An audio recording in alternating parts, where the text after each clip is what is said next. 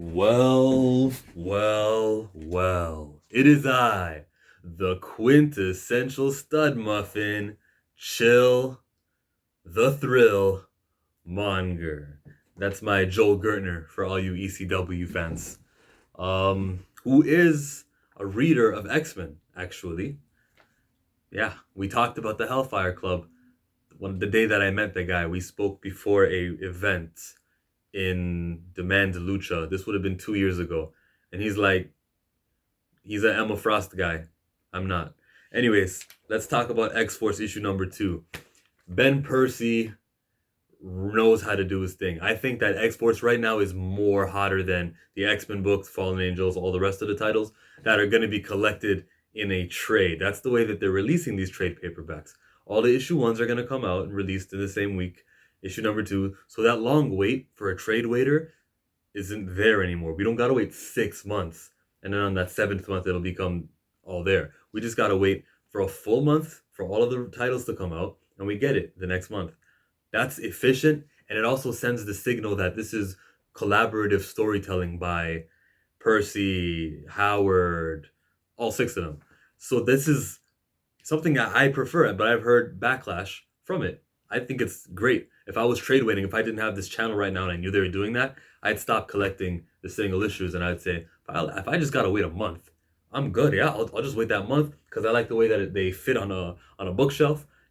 The the wooden board which takes space won't be there anymore. So trade waiting is, if I could do that, that would be wicked. But it's not realistic because usually, not for the X-Men, but usually because Marvel is a connected universe, they'll have like Thor acting as if like he's the All Father Thor in Avengers that came out this week, which was the best comic of the week, as good as this was.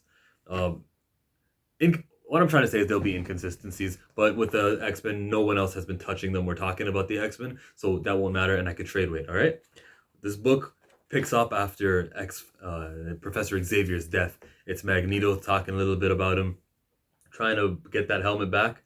Can't get that helmet back. He does have 4 other helmets around the island, and Jean's gonna try her cause. By the way, look at the picture over here. That X-Men roll call. Who else was looking in there for all their favorites? Who else was looking also to see who should be missing? The Marauders didn't know that this happened until their book. So I was looking, I'm like, there better not be no Storm. Kate can't be here. None of them who were on that ship. And I couldn't find Iceman. No. So consistency. Good job by the editor. Or, sorry, I just gave Jordan D. White credit for no reason. Good job to the head of X, Jonathan Hickman, and our artist Cassara for Joshua Cassara, and Dean White, the colorist, for being smart people who don't want to drop Marauders on their ship. Marauders, by the way, something I did not catch in the last review. Pyro's face is problematic. I'm so innocent. I just thought, yeah, he's got a tattoo of the Marauders. It's the that black skull. That, yeah, they probably shouldn't have done that. Now, is that a reflection on us who look for the bad in situations and say they effed up, or is that the innocence of Jerry Dugan? I didn't know any better. I just wanted to, like I was saying in my review, how if you got a white man in their 30s and they're blonde, that could be Eddie Brock, that could be Captain America. Do something to differentiate him. That's how I was thinking. Like Quentin Quire over here has got a pink mohawk. His face stands out more than anybody else. You know who doesn't though? Peter Parker. That guy just looks like a regular 25-year-old with brown hair. Does Marvel have any others? I don't know. How old is Richard Rider? Roughly 25, maybe. So maybe they have him. Maybe if they ever stood next to each other, they'd look the same. But why did I talk about that? Because I was talking about him. I was talking about Marauders. Because Marauders were not on that page. Who was on this page though? Jean. Jean's gonna try to revive Professor X. That's gonna be her goal. She's not gonna be able to do it though, and I hope not. I hope Professor X is gone forever. I hope when's Moira gonna play a part? Because she was not in this book or any of the books this week yet. What's going on with her? I can't wait for Moira X to explain what's going on. And I hope Eve Ewing is writing Moira X, because I just finished Ironheart. By the way, I did a long video on Ironheart, which I would highly recommend, and I'll plug it at the end of this video. But this is we need answers on Moira and how does this play a part? Does this ruin her plans with does this hurt what Sinister was having planned? Does this hurt anything? Like, what's going on? Kid Omega and Wolverine are going to infiltrate the same place that got Domino. because, oh, by the way, Kid Omega, completely a kid. He's straight out of high school. Problem is that Wolverine and the X-Men, Jason Aaron graduated them all from high school. Okay, fine, but you can still be a 17-year-old, and it looks like he's exactly 17 in this comic. I hate when my comic book characters age. They didn't age over here. So again, shout out to the artist for drawing him appropriately. We get him having his powers weakened, though. What's going on? Why can't I use my psychic ability? Wolverine says you gotta let the animal instinct kick in. Wolverine said a lot of things in here, which I agreed with. Who's writing it? Benjamin Percy. Isn't he the guy writing Wolverine next week? Next month? Yes, he is. Okay, they found the right guy to be writing Wolverine. They are plucking the right talent from DC. If you're reading Spider-Man, Patrick Gleason, that artist, he's doing a damn good job, and they got him from DC also. Marvel's winning, man, and especially with the sales that they had. You saw that the last 3 years, this was the highest grossing month. October was for comic book sales in the last 3 years, mainly because of the X-Men #1s, mainly because of Jonathan Hickman, of course. His Powers of 10 and House of X.